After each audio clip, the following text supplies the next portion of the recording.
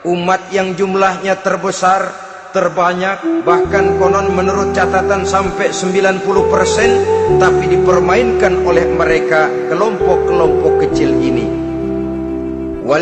Walyaksifanna fi qulubikumul wahn. Pada saat itu di hatimu dicampakkanlah penyakit wahan. Sahabat kemudian bertanya, "Wa mal wahnu ya Rasulullah?" Apakah penyakit wahan itu ya Rasul? Beliau menjawab, hubbud dunya wa karahiyatul maut. Penyakit wahan itu tidak lain hubbud dunya wa karahiyatul maut. Terlalu cinta kepada dunia dan terlalu takut kepada mati.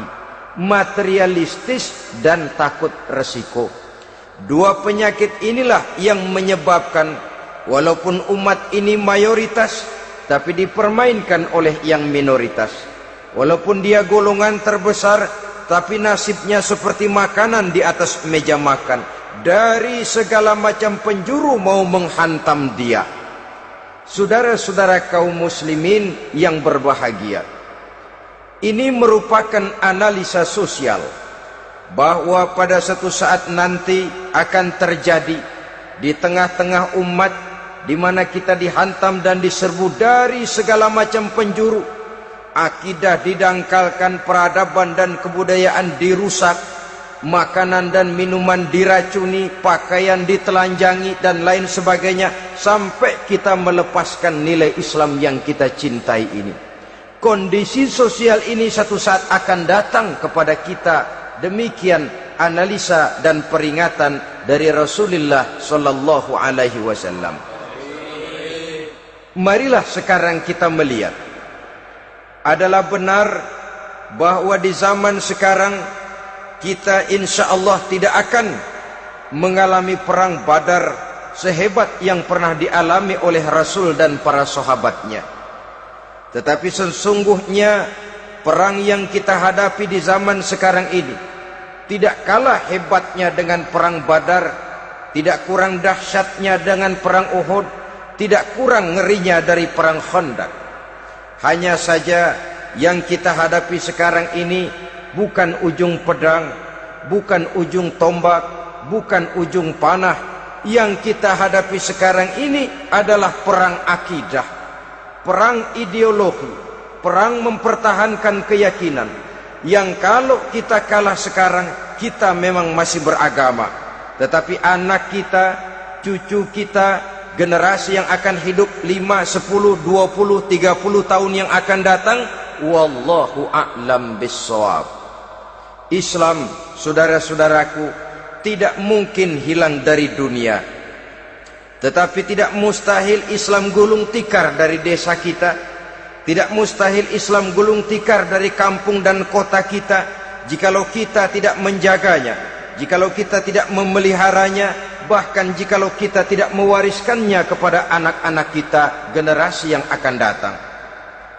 Marilah kita mengingat sejenak bagaimana Islam di Spanyol yang pernah jaya, pernah mewarnai daratan Eropa, dan yang sekarang hanya sekedar tinggal ceritanya saja. Ini pernah diperingatkan oleh Rasul dalam satu hadis, sayati ala ummati zamanun la yabqal Islam illa ismun wala minal Quran illa rasmun.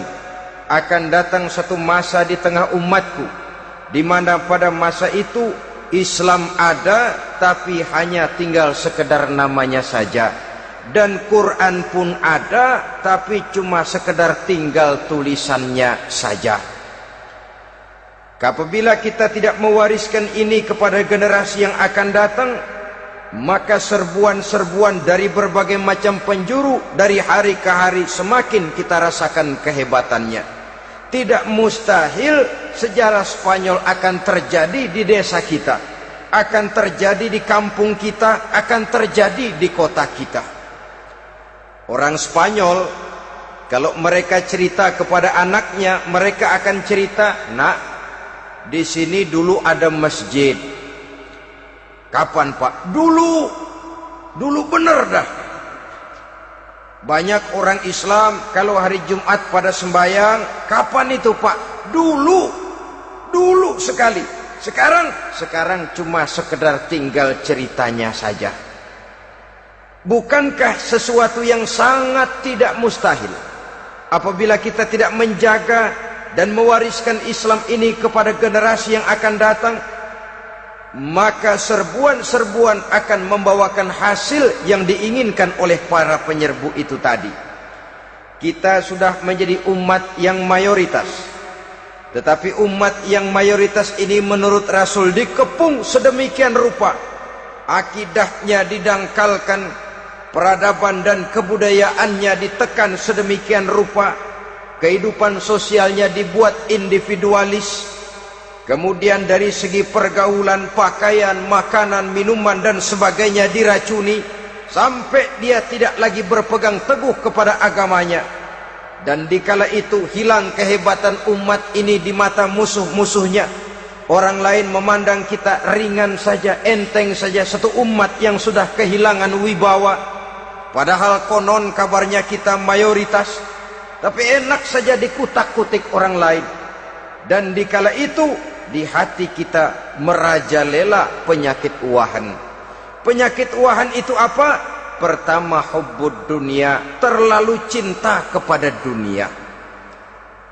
Terlalu cinta kepada dunia yang menyebabkan kita lupa akan tanggung jawab dan kewajiban, lupa meneruskan dan mewariskan Islam kepada generasi yang akan datang.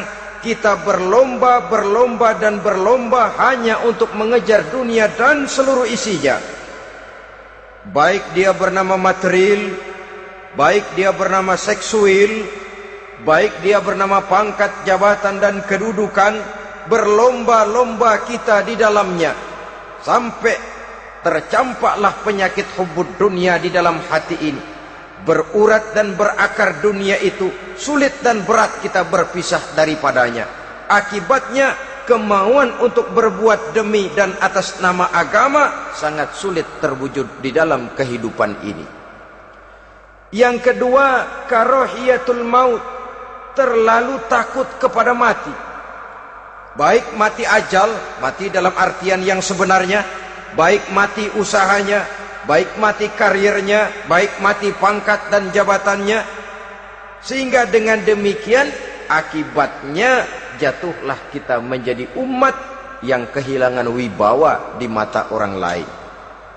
Saudara-saudara kaum muslimin rahimakumullah, saya katakan tadi, perang yang kita hadapi di zaman sekarang adalah perang akidah. Perang menghadapi peradaban dan kebudayaan yang menghancurkan moral daripada anak-anak kita.